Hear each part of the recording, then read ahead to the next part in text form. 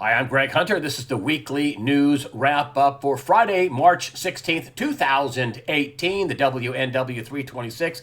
I want to start with, and this is a couple of stories downfield, but I want to start here. U.S., France, Germany blame Russia for UK nerve agent attack. Apparently, a former Russian spy and his daughter were attacked with a Russian type, specific Russian type nerve agent. Now, that doesn't mean Russia did it, and as a matter of fact, Russia denies it, and is outraged that they've been blamed for this. And but that has prompted Theresa May, the Prime Minister of the UK, to expel 23 Russian diplomats. Russia's also going to, in turn, and we haven't gotten the number yet, will expel UK diplomats. Trump is also hitting Russia with new sanctions. Now, what does all this mean? Well, let's start with Donald Trump. I mean, that may be something where he puts that out there to make it look like he's a team player, and he really is hard on Russia, and a lot harder than Barack Obama, who knew about all the Russian espionage, which I'll talk about in a minute, all the Russian espionage with Uranium One, and all this uranium falling into the hands of Russia, and Russian agents getting control of our uranium. They had a name for it, the operation. They were money laundering, they were racketeering, they were committing extortion. Anyway, I digress. But Donald Trump, of course, is this witch hunt by Robert Mueller, where they're trying to attack him and get him out of office, basically. Even though the real Russian collusion and I think treason has happened with the Clinton Foundation and Hillary Clinton and the DNC and the FBI and DOJ and all these deep state people who are up to their necks in bribes, in fraud, in money laundering, and treason. And I guess Donald Trump did that. As far as the UK is concerned, Theresa May, it befuddles me how she can be a pushover for this Brexit deal where they're basically trying to, get tons of money from the UK just for them leaving. And yet, we have this this attack, this nerve gas attack, and they don't really have a solid proof just that the agent was a Russian nerve gas. Well, that could have been anybody. Could have come up with that with a high-tech lab in the UK or the US or anywhere else, and use this. And also, I remind you that this was a guy that was a former Russian agent, and he had deep ties to Christopher Steele, who came up with the phony dossier. Where they took the phony dossier and they applied for a fraudulent FISA warrant so they could frame Donald Trump to try to kick him out of office. Meanwhile, they exonerated Hillary Clinton, and they exonerated her for crimes, and I think it all leads back, and so does Kevin Shipp, who was on this past week, the former CIA officer, that it's just a huge scandal. I mean, this involves governments and corporations and major people in both sides of the aisle. And, it's 100 billion, 200 billion. I had Charles Ortel on. He says, you have no idea how big it is on paper. It's 2 billion. But it could be 100 billion, tens of billions, a couple hundred billion or more. It's the biggest, as what Kevin Shipp, the former CIA officer, said this week, it's going to be the biggest scandal in U.S. history. It's huge. It's unbelievable. And big money players like George Soros are involved in some way, shape, or form. It's just huge. And I asked Kevin Shipp, why in the world are they doing this? Just out of the blue, boom, they're using Russia. He says, oh, well, Russia's the ultimate whipping boy, the ultimate bad guy. The gift that keeps on giving, his words, the gift that keeps on giving. I mean, it can cover all this crime and fraud and treason with the Clinton Foundation, which is global. And, the economy is not doing well. I'll talk about that in a minute. There's tons of debt. There's student loan debt. There's, CalPERS is insolvent. Illinois is basically insolvent. Several other states are totally insolvent. There's not enough money to bail all these people out.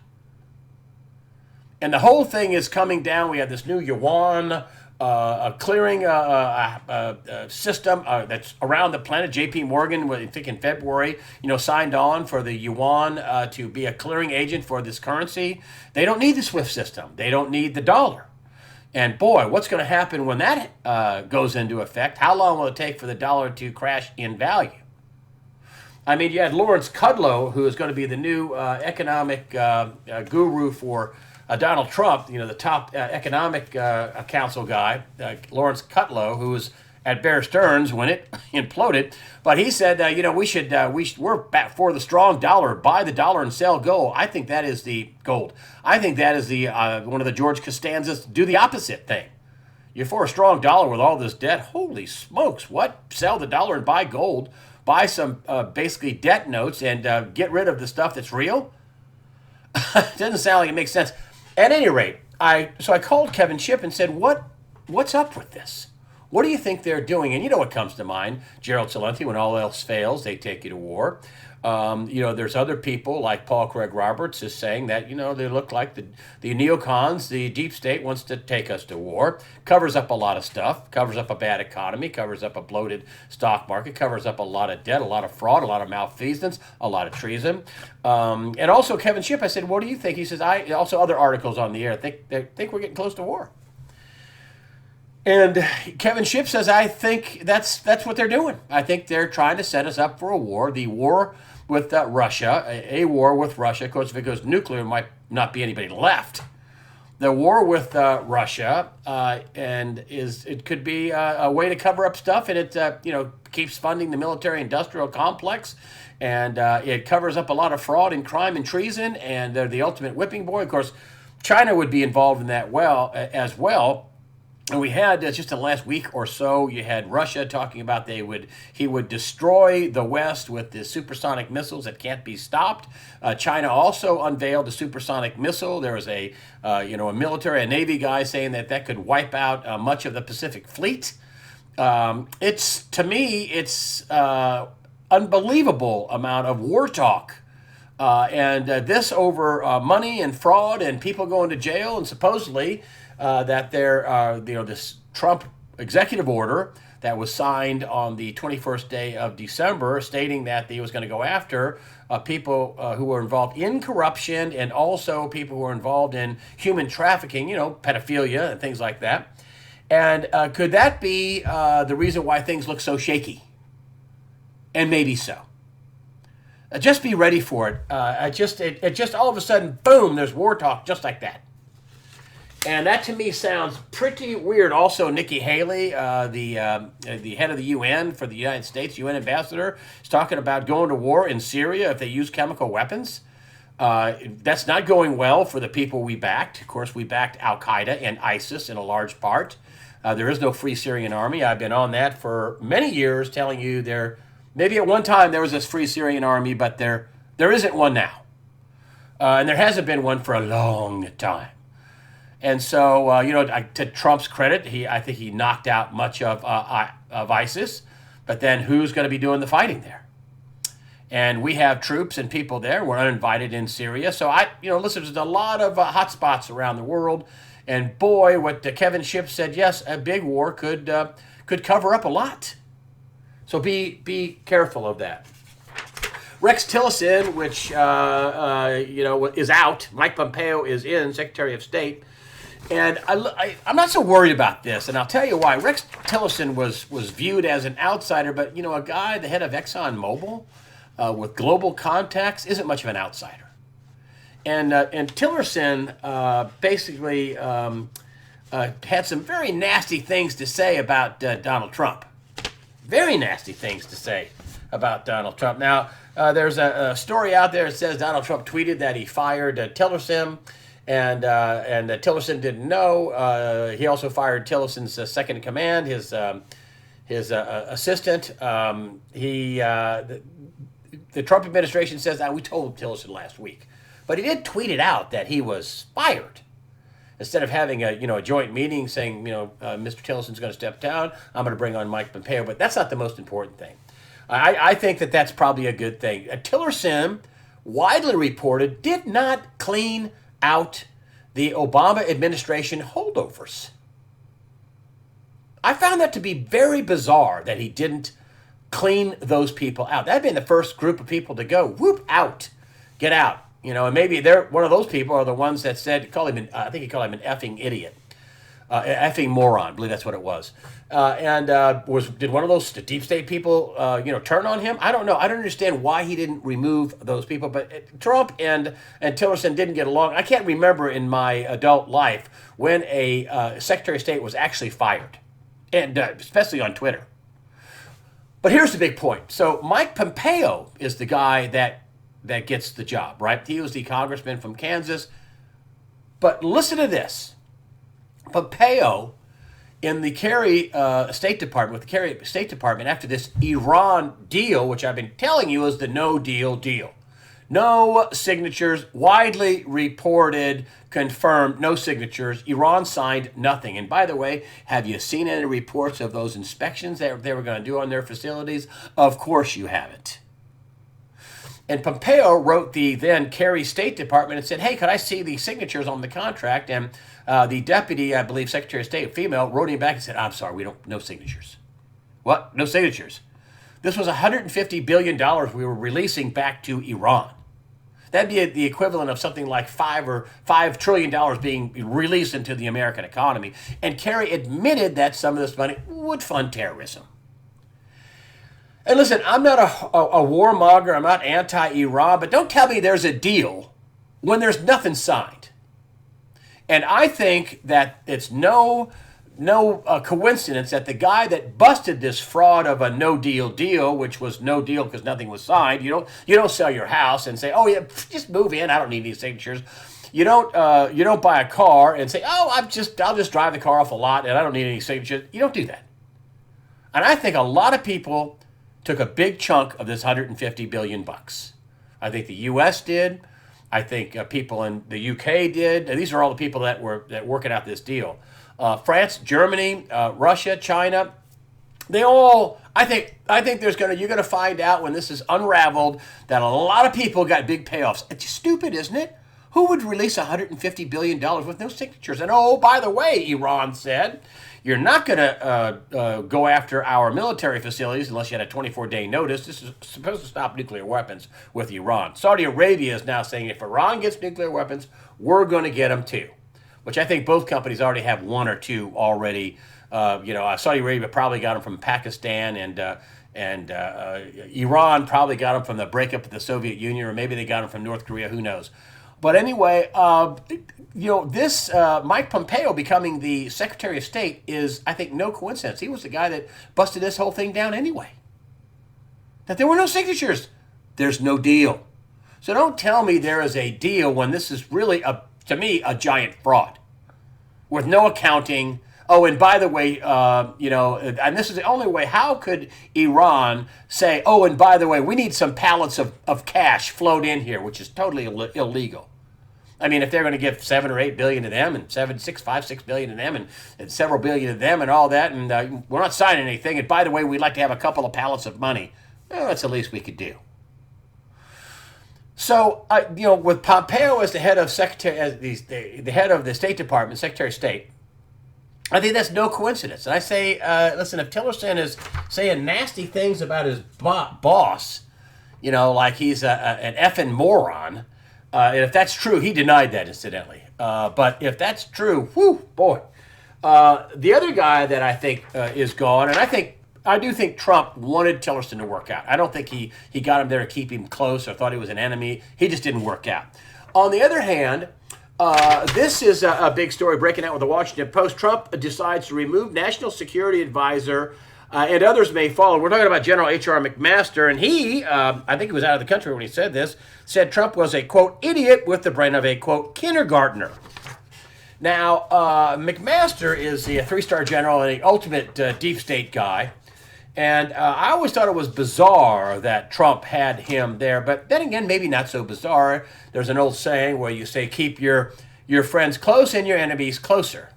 And maybe he committed enough treason and enough fraud, and they monitored enough of his emails and enough of his phone calls to really get a grasp on what he was doing for the deep state, because he sure wasn't for the Trump administration. He sure wasn't for Donald Trump.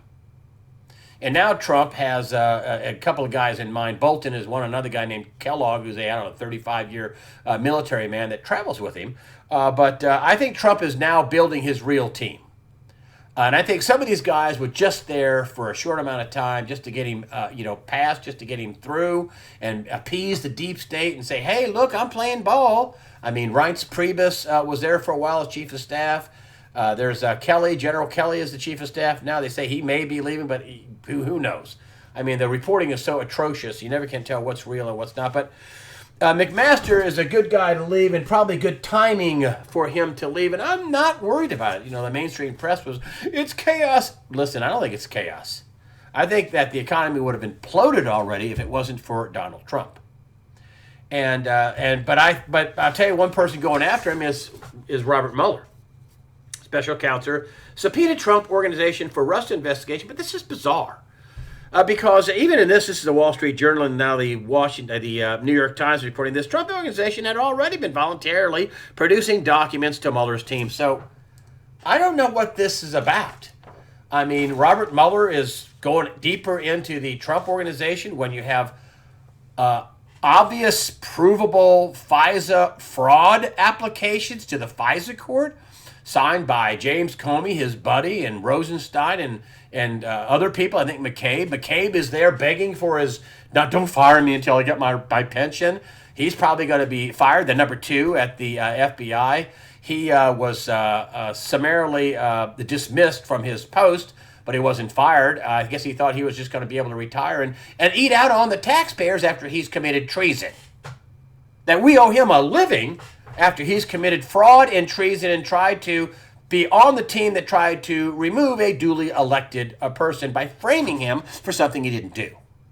Meanwhile, Hillary Clinton, he and others worked to exonerate her from obvious crimes, obvious national security violations with their unprotected server, as I've said before, unprotected server to take treasonous bribes to a global charity fraud.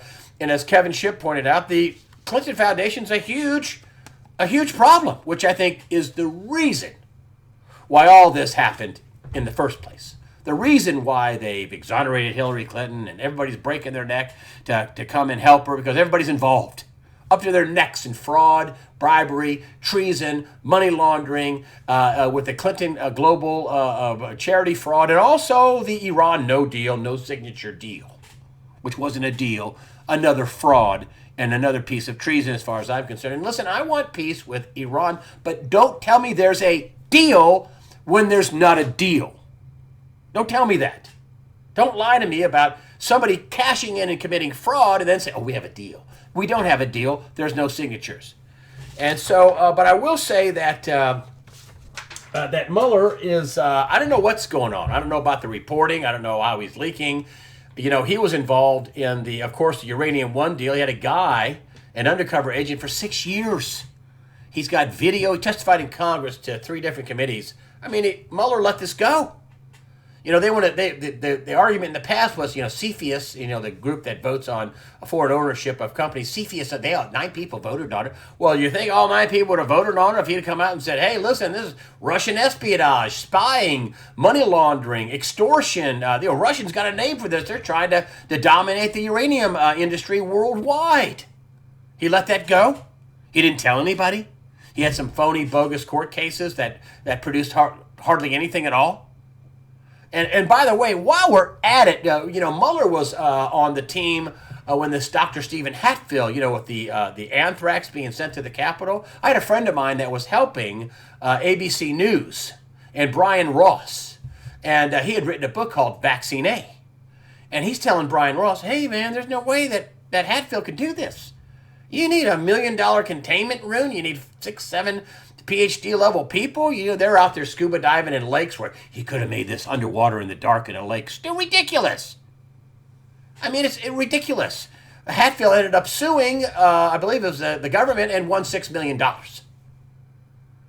So, I mean, I don't know how ABC escaped paying damages. Of course, Brian Ross, I don't even think is at ABC anymore, but this is Robert Mueller was the head of the FBI when this was going on. They drugged this guy Hatfield through the mud. My friend said, listen, Hatfield didn't make this. This came from, a place in Chicago or Fort Detrick.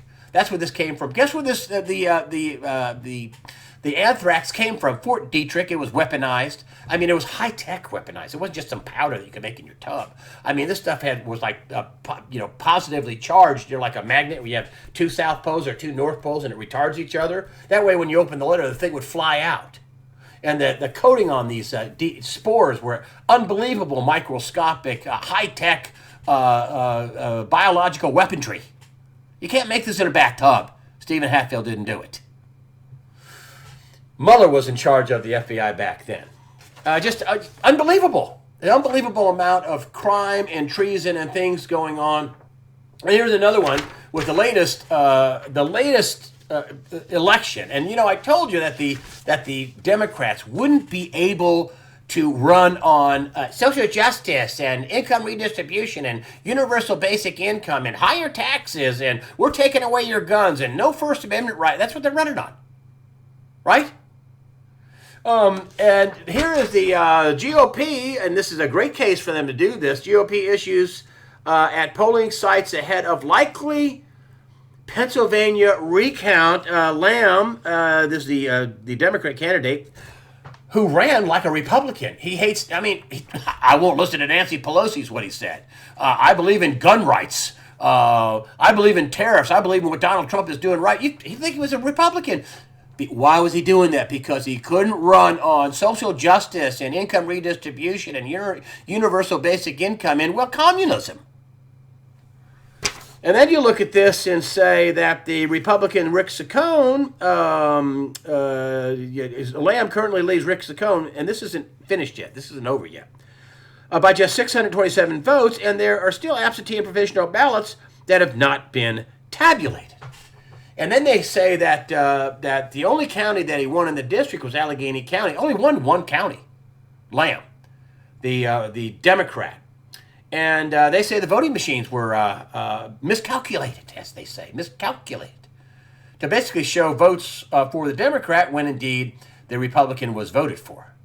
This is an excellent case of the voter fraud that is going to be revealed by the Department of Homeland Security, I think. And this is the whole mono thinking that's going on out in California. And also, where they're using our kids to do this protest. Oh, we deserve better. Like this is organized by 16 and 17-year-old and 18-year-old kids. These national walkouts with which the students, the teachers union, the communists are supporting. Not all of them, but some of them are supporting. Here's my hometown, my little piece of liberal communism. Guilford students at Guilford County take part in walkout. Take part. I mean, they were allowed to take part. That's what the headline should have said. Guilford students allowed to take part in walkout. And that's not just UNC. That's the high school. And in one part in the story, they say, the high school students met up with some middle school kids that were involved in the walk. Excuse me? Middle school? Middle school. They are politicizing our children. That's all they got. That's what nothing else has worked. So now they're going to listen to our kids. I'm not listening to a child about the Second Amendment, what the Constitution means. I'm not listening to a useful idiot dope that's being used by the communist on the left. Here is, in Chicago, GOP to file a lawsuit against Chicago Public Schools. Student walkout, political indoctrination. It says that this is nothing but political indoctrination, pure and simple. There's a teacher out in California that just brought up the debate on whether or not they should be walking out. Not all students walked out, incidentally. Not all students participated, incidentally. They didn't like you to think that, all these students are all participating. No, they're not. But that student got paid leave, that teacher, I should say, in California. She said she just brought up the idea to talk about it back and forth to see where people stood and talk about a debate and whether it should be done or not. Certainly shouldn't be done with children in school. They shouldn't be politicized. And the teachers and the organizers paying for this and acting like, it's all the kids' idea. No, it is not. No, especially when you get down to middle school. No, it is not. And why the schools allowed this to happen? Well, they're only going to be out for 17 minutes. 17 minutes of the 17 kids supposedly killed at this massacre down in Florida, Parkland High School. It's just unbelievable. And then, you talk about the liberal left wanting to basically take our guns. It's this idea where it's sensible gun control. You mean if I don't like it, I'm not sensible? You have to be tolerant. You mean if I don't believe what you're talking about, I'm intolerant. That's how they argue. It's sensible. No, it's not. It's not sensible. What's sensible is to have armed guards in the school. That's what's sensible. I think that's a bill that Donald Trump just posted. But here we have the Obama DOJ. This is that little gem I pulled off of Zero Hedge. Obama Department of Justice ordered 500,000 fugitives deleted from background check database. This is in late 2016.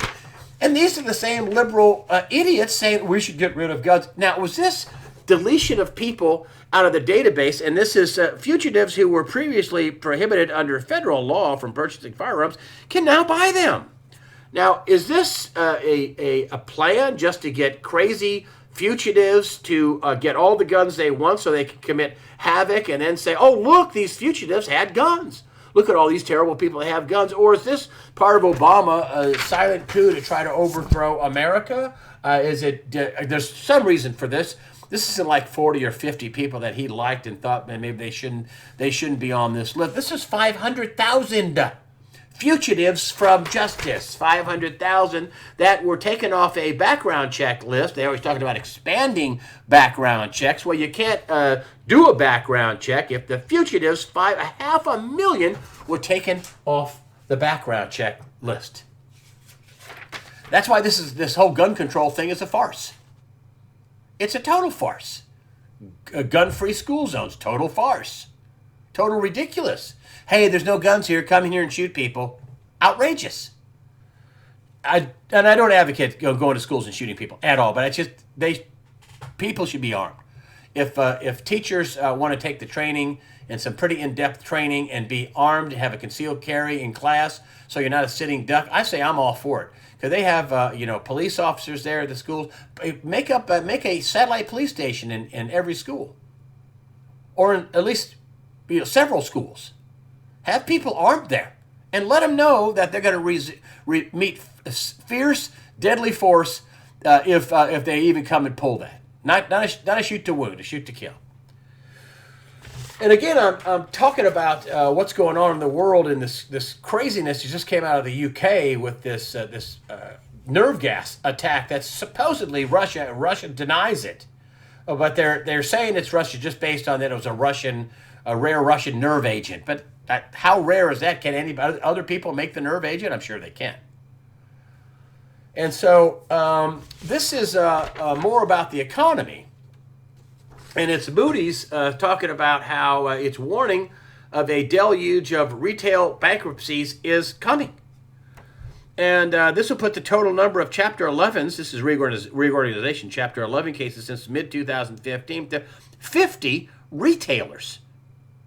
Big retailers, accounting for $20 billion in liabilities. And, it's just amazing to me about the reporting on the economy. John Williams at shadowstats.com says, listen, the economy is weakening. And that means look out for Fed policies in terms of interest rate rises and watch the dollar. He's been forecasting the dollar would lose a value and maybe lose value rapidly, but certainly lose value. That's why Larry Kudlow saying, I'm for the strong dollar. Buy the dollar and sell gold. Ooh, I'd be opposite man there. I'd be George Costanza. I'd be buying gold and selling the dollar. I'd be selling the paper and getting the real. Because dollars are reserve notes. Federal Reserve notes. Note is a unit of debt, just like a promissory note. John Williams also says retail sales are down month over month and quarter over quarter. He says the GOP is contracting. And to back that up, look no further than the Atlanta Federal Reserve. The Atlanta Fed, they were talking about 5% GDP in the first quarter. And listen, I'm pulling for Donald Trump. I want America, I'm pulling for anybody that wants America to do well. I was pulling for Obama when he was first elected. I want him to do well for the country, not do the stuff he was doing about letting 500,000 felons escape background checks and buy guns. But, I want the economy to do well. The Atlanta Fed slashed first quarter GDP to, 1.9%? What? Now, can you imagine what would have happened without the Trump tax cuts? Could you imagine what would have happened without Donald Trump cutting all these regulations and allowing drilling to happen in Anwar and other places all over America, oil drilling, which I think is going to be one of our saving graces? I mean, he's in a race to slow the fall. He's trying to get underneath the economy and hold it up with real stuff to make the economy do better, not just money printing and bond buying and fraud and intervention in the markets. And that's a biggie. Woo! First quarter and real personal the consumption expenditures the growth fell from 2.2% to 1.4%. That's a big drop. And that's just an unbelievable thing with all the good things that have happened in the economy. The economy is not doing well. The banking system is not doing well. This is what John Williams says. We're going to have some big reset, as I've talked about with this yuan on the 26th of March. When does that implode the dollar? Will the dollar go away, or will the dollar, take a little bit of a hit? Will the markets take a hit? Something's going to have to be done with the debt. The IMF and everybody else that I talk to keeps talking about a reset. That means that there's going to be debt forgiveness. The debt's going to have to, be marked down. A lot of people think debt is an asset. I've said this many times, but I'll say it again. We've been told that debt is money, Federal Reserve note, like a promissory note, Federal Reserve notes, the dollars, that's debt. And debt is an asset, all these bonds that will never be paid back. And we're going to find out neither is true. And so does the reset happen this year? I mean, Economist Magazine years ago said there'd be a new currency by 2018, new financial system. If we do have a new financial system, you can thank your lucky stars that Donald Trump is going to be at the helm and not Hillary Clinton, who would have probably sold off, Idaho and pieces of Montana, and we don't need Hawaii and maybe part of Alaska, and who knows what would have happened to her. I mean, I think that's what the Bundy Ranch thing was all about with Uranium One, is they wanted the minerals there. They wanted the ranchers off, and that's not, the federal government has way too much land. All that land should be falling under state control. The federal government should have military bases and state parks and not, millions of acres all over, particularly the western United States. But I guess all that to say this, a lot of weird stuff is coming down. And there's a lot of debt in the economy. The economy's not doing that great. There's a lot of turmoil in the Middle East and South China Sea with China, the U.S., France, Germany, Russia, the UK. Lots of consternation and things going on here in the United States of America. And who knows what could happen. And I was telling somebody that you really need to be in a constant state of readiness. It's exhausting to be in a constant state of readiness. But, the stuff that I have learned about the economy and the indebtedness and the fraud and the crime propping it up and the intervention and money printing and bond buying, and it's frightening that any economy is running this way. One of the running things I have with my friend Greg Manarino at TradersChoice.net is, how long can they do this? How long can they start buying bonds in the billions of dollars overnight to keep interest rates from popping over 3%? How many days can they do that? How long can they do that? So I know one thing. They're trying to shut down free speech. They're trying to shut down alternative voices. And I wanted to bring this up. I was talking to Kevin Shipp because I wanted to have his views on if they're trying to take us to war. Of course, he thinks they are, and all of his contacts think that there's a concerted push to take us to war with the boogeyman, Russia. But I hope they don't succeed because all these criminal actions and all these actions are going to take place. Jeff Sessions is looking like he's going to name a second special prosecutor, and over all this fraud and crime. And we're going to have the IG report that's going to come out that's going to finger a lot of people with some pretty major crime, although the Inspector General of the Department of Justice can't prosecute people. But a special prosecutor sure can. But anyway, what I wanted to tell you was how they're thwarting Mike Adams, the health ranger, had his YouTube channel and 1,700 videos flushed down the toilet. Now he's posting on Vimeo. Mike Adams, good guy. They don't like what he has to say. And other people, you've heard Alex Jones been attacked. They've been trying to take Alex Jones down. And I'll tell you what they're doing. To me, this is something I found out through a couple different sources. I've had people write me saying, "Hey, I had a video, I had an email with your name in it, and it ended up in spam. I just thought I'd tell you that some of your stuff's ending up in spam. When people donate money, whether it's even $1, I always write somebody back and say thank you for supporting USA Watchdog. Right? I always write everybody personally back, each individual. I don't have an auto response button."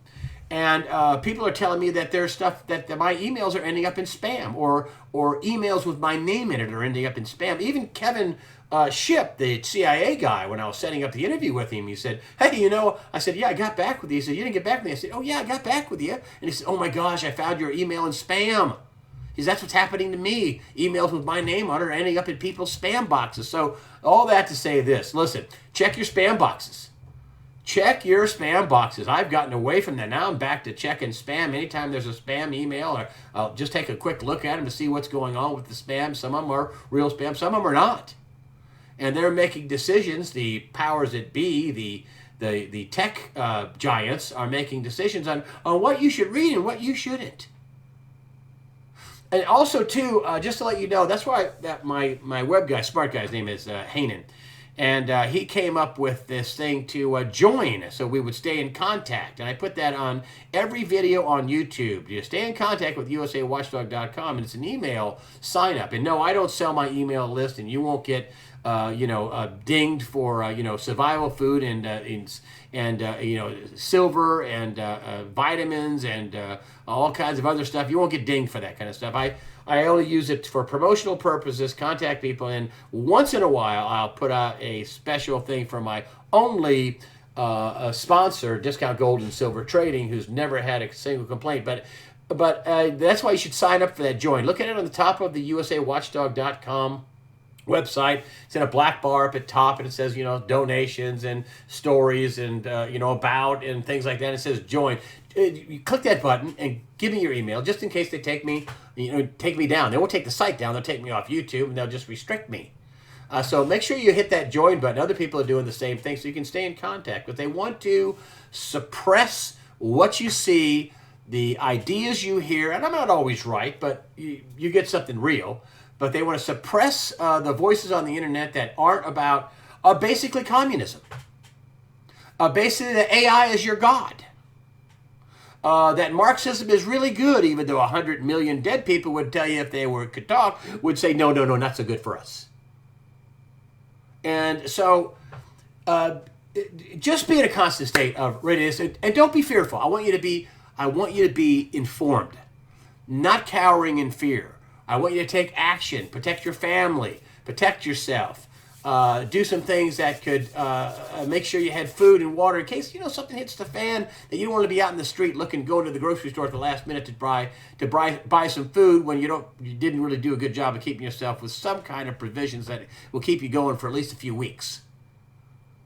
So just be informed and don't be fearful. They want you to be fearful. The New World Order Luciferians, and they do believe in the devil. They want you to be fearful. Don't be fearful. Be informed. And with that, I say thank you for supporting USAWatchdog.com with your comments and donations. That helps us out. Fear not. Prepare yourself mentally, physically, above all spiritually. Fear not. God the Father and His Son, Jesus Christ, are in control.